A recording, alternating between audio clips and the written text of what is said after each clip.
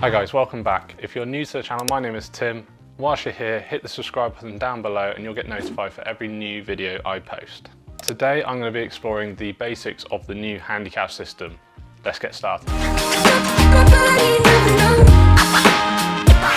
So before this new system came in, there were 7 different handicap systems in the whole world. So it was decided in 2020 there was going to be one single handicap system. This means that wherever you play, with whoever you're playing with, you'll be playing off the same system, which is going to make things much fairer and much more simple. So before we fly into the new system, there's a few key terms you're going to want to know. So number 1 is Handicap Index. So a Handicap Index is a golfer's personal handicap on a course of relative difficulty, always calculated to the nearest 0.1. The second thing is course rating. This is the difficulty of a golf course for a scratch golfer in normal conditions. And number 3 is slope rating. This is the relative difficulty for a golf course for non-scratch golfers compared to a scratch golfer. This can range anywhere between 55 and 155, and the average is 113. So how do you get a handicap?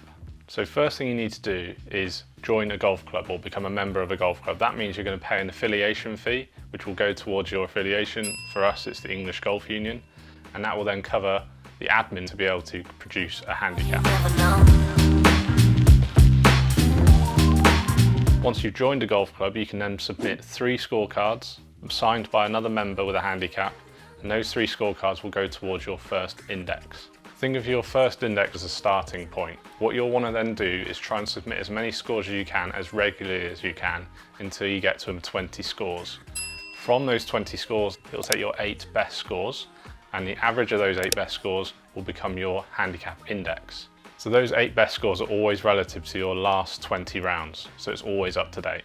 So the more scores you submit, the more accurate your handicap will be, and the more regularly you submit those scores, the more up to date your handicap will be. So now you have your index. What happens when you get to the golf course and you want to play around? You'll want to decide with your playing partners what tees you're going to play off and what format you're going to play.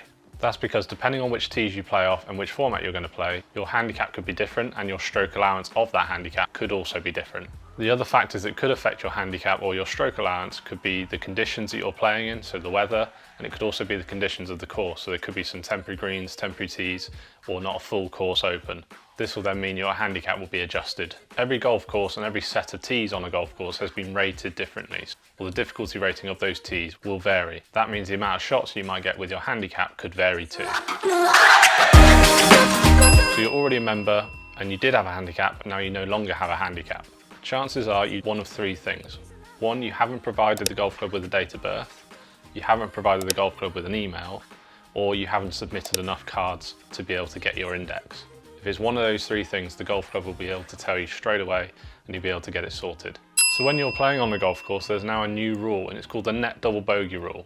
So it basically means when you're scoring and you have a bad hole, you can have a maximum score of a net double bogey. That is basically the par of the hole +2 plus any of the shots that you receive on that hole from your handicap allowance. For example, if you make an 8 on a par 4 and you have a shot on that hole, your maximum score will be a 7, because that's 4 +2 +1.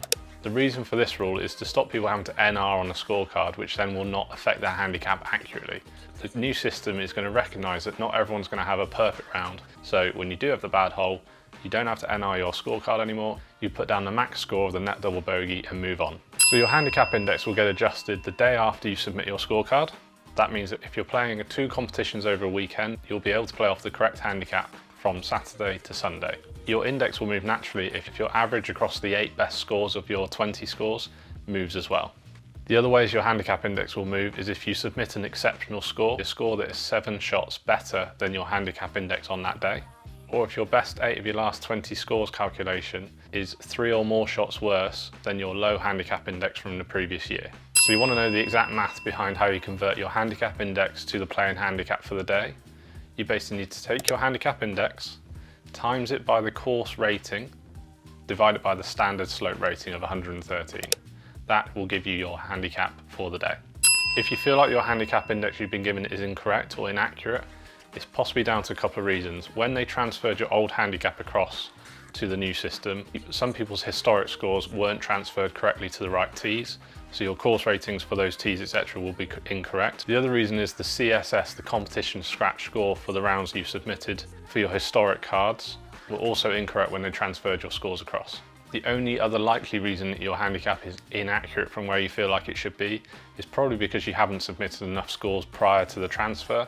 So you probably got less than 8 scores submitted when they transferred it across. So your handicap won't be very accurate based across those scores. So for any more information on the new handicap system, I recommend strongly to visit the RNA website.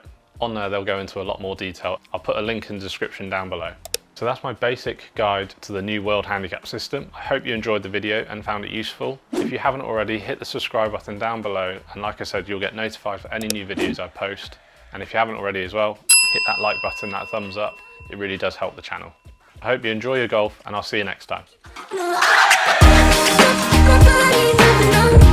Hi guys, welcome back. Today, basically a handicap index is a handicap index is a personal handicap for a golfer. So a handicap index is a golfer's personal handicap on a course of relative difficulty.